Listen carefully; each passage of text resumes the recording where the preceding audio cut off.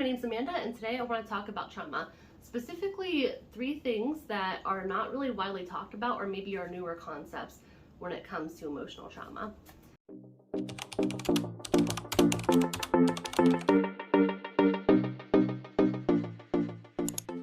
So something I've been struggling with for a little while now is the fact that we call PTSD, or essentially trauma symptoms that meet a certain criteria, pathological. The reason why I struggle with that is because our brain was wired to respond to trauma in a certain way. Yes, there are some people that can go through trauma and after a few months they've kind of reprocessed and they don't necessarily have all those symptoms again. But there are other people who continue to have the symptoms for a little while. And we label that as PTSD. We say it's a pathological response to blah, blah, blah, blah, blah, right? I don't think it's pathological. I don't think it's unusual for us to develop a diagnosis or these trauma symptoms in response to something that happened to us. So let me give you an example. Whenever you're a child who, let's say, this could be a trigger warning for anyone who's, been in poverty or maybe has had food withheld from them or something for a significant period of time.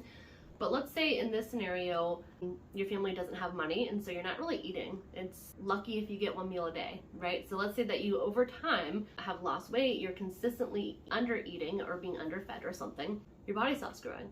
Everyone in your class is taller than you now. It's been a minute and you should have probably gotten a little taller by now, but you're not. Because your body has determined to save its resources, you don't need to grow in height, you need to survive. So at that point, we might label something like malnourishment. I'm not a doctor, whatever they would give the label. We're assuming that this is not something you're doing on purpose, so we're not going to call it anorexia. We're assuming this is just a lack of resources. We would not say you are diseased because your body's not growing in this specific circumstance. In this circumstance, you're malnourished, yes, but that's because you weren't given food, right? As soon as you start eating again, provided that you're at a certain age or whatever and you're still able to grow, then your body's probably going to start growing eventually. Once it's safe enough to survive, then it can start putting more resources back into growing. And I kind of feel the same way about trauma. So with trauma, you're not wrong, you're not broken, your brain isn't you're not doomed to live this existence or whatever. You went through something and you didn't have the fertilizer, we'll say, for your mind to grow in a way that supported relationships, that supported a job or school or whatever. It's not that there was something wrong with you, something happened to you, and that prevented you from having the support and the sustenance you needed to be able to grow. Your body said, hey, we can't focus on personal development and goals and dreams and aspirations. We gotta focus on survival. We gotta make sure we don't get put in that situation again. To me, that's a normal response.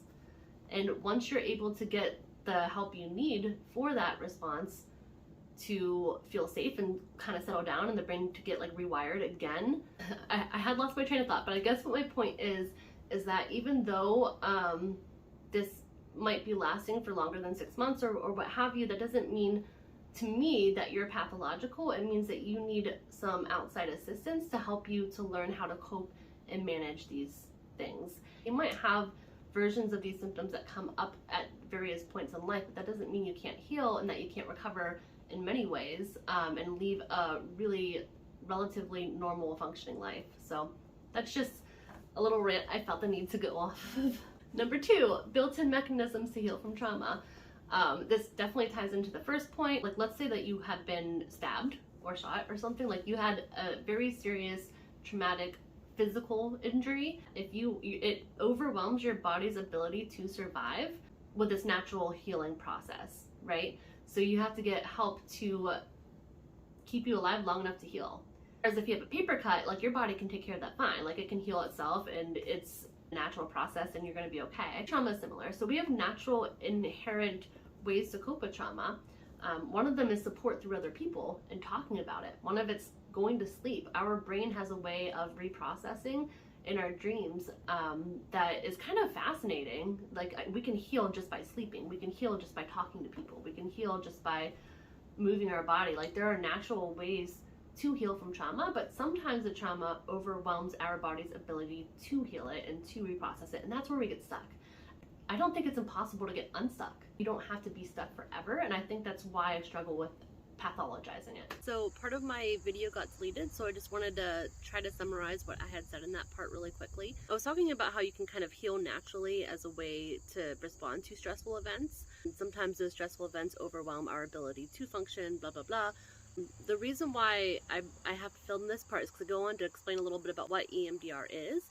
And EMDR is a type of trauma therapy that is really helpful whenever our brain is overwhelmed and can't heal on its own and needs some outside intervention. So I'm about to go on to explain like what EMDR is.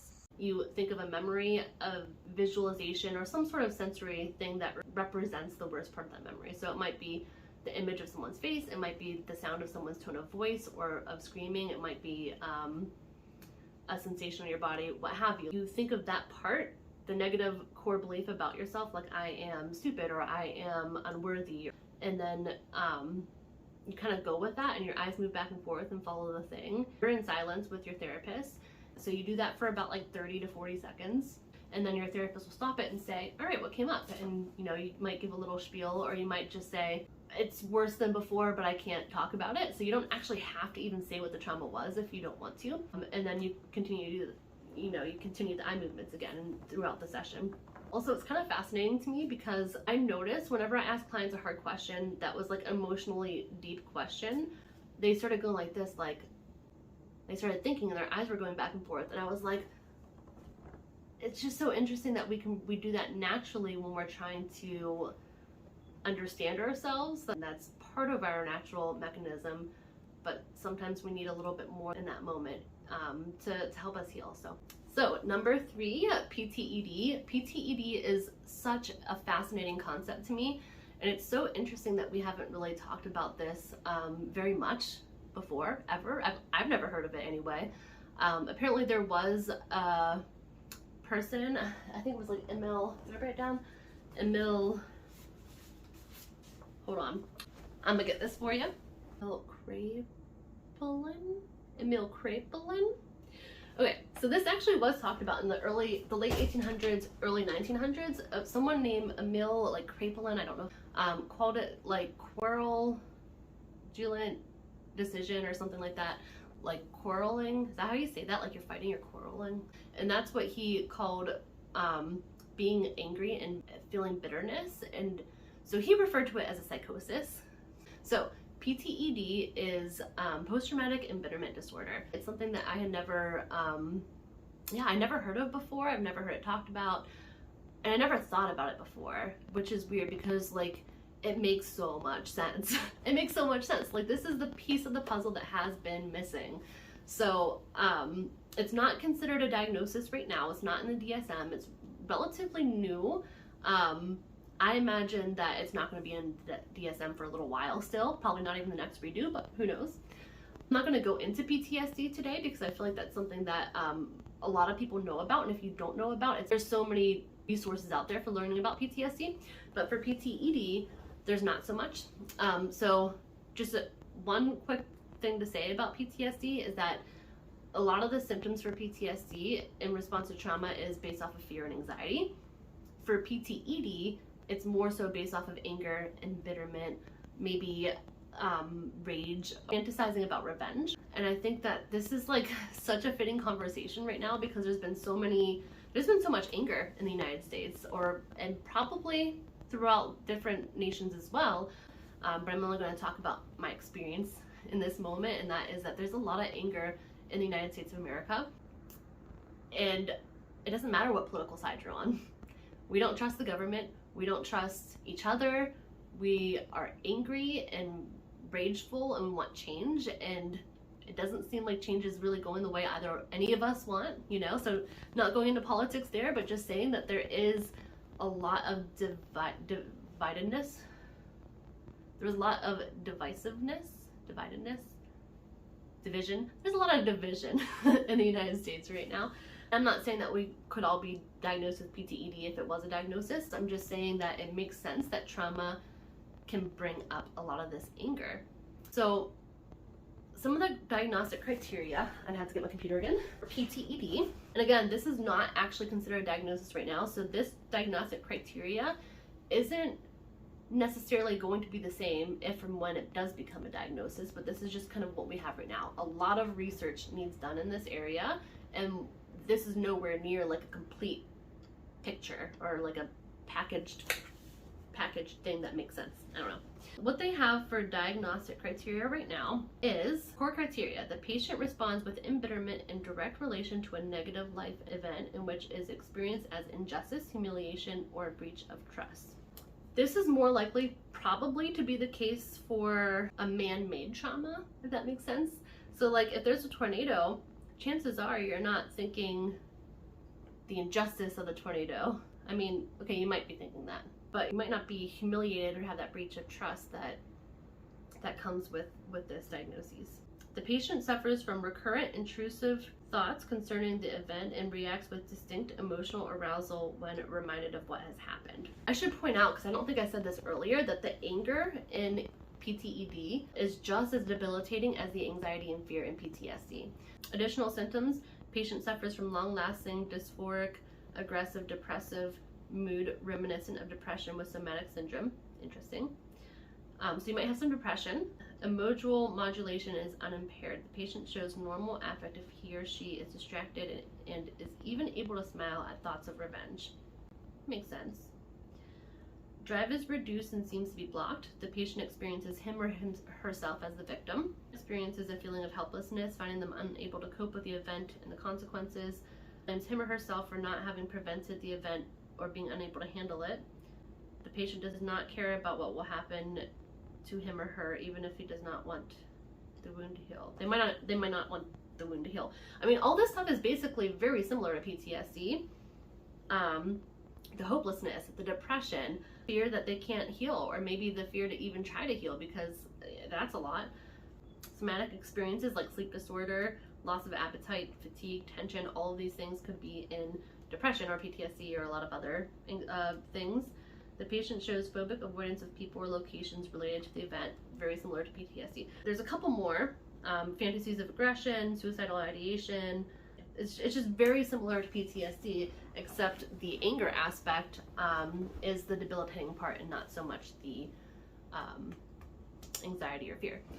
That being said though, you can have both PTED and PTSD. And there was a quote I had wanted to read about grief. By the way, a lot of this comes from Patrick Carnes' The Betrayal Bond. I love this book so far. It's so fascinating. And there's just so much in here that is just like I can make 50 million YouTube videos from it. So this is a quote from Patrick Carnes' book. Also, we must not lose sight of the origins of the word grievance as well as the word grief. They both come from the medieval French word for grip. We hold tight onto what we need to let go of. I don't know why, but I find that so freaking fascinating. Like, the word grievance and grief and like come from the same word, and it means grip. Like, why is that so fascinating to me? I don't know, we're so quick to be like, well, why didn't you leave? Or why didn't you do this? Or why did you do that? And it's just like, well, because it's normal. It's normal to struggle to let go of something that is not good for us, a relationship, a work environment, I don't know, whatever, it doesn't matter. Like, it is hard to let go of things. And I just think it's so fascinating that we knew this at some point. Back in the day, what was this, ancient Greek I said? Medieval French. Yeah, so back in the day, we knew that grievance, which is anger, or injustice, you're not okay like with what has happened, this thing that you're not okay with, and grief go hand in hand, and they both go hand in hand with gripping or holding on to something. One point in society we understood that better than we do now, and I don't know, I just guess I wanted to share that. Yeah, so I think that might be everything that I have for today's video. If you have any questions about what I talked about today, or thoughts or theories or opinions, because this is not by any means something that I'm an expert in as far as the PTED thing. It's a very new concept to me. Did you relate to or resonate with them? Or did you think, this is dumb, I don't know if I buy into this? Like, I'm just kind of curious. I'm welcoming thoughts from either side, and I'd love to hear your feedback. I'll see you soon with another video. You can always follow my Instagram at amanda.anderson.lpc. I will link it down below. And I hope you guys have a good rest of your evening and take care of yourself.